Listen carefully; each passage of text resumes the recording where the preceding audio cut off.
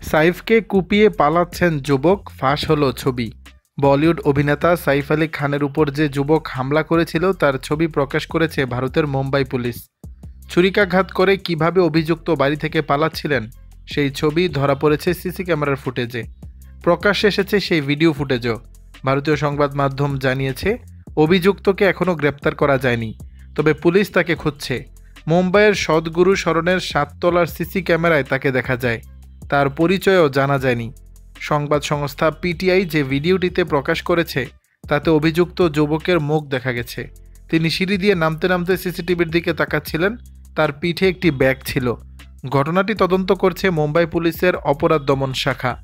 ইতিমধ্যেই 7 সদস্যের দলও গঠন করা হয়েছে। গত বুধবার গভীর রাতে সাইফের উপর হামলা হয়।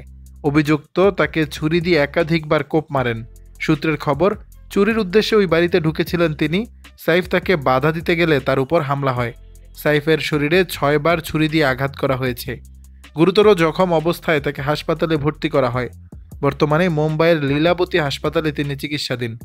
চিকিৎসকরা জানিয়েছে সাইফের মেরুদণ্ডের খুব কাছে ছুরির আঘাত লেগেছে, তাকে আইসিইউতে রাখা হয়েছে। তবে আপাতত বিপদমুক্ত অভিনেতা, তার শারীরিক অবস্থাও স্থিতিশীল। দর্শক, বিষয়টি নিয়ে আপনাদের মতামত জানাবেন নিচের কমেন্ট বক্সে।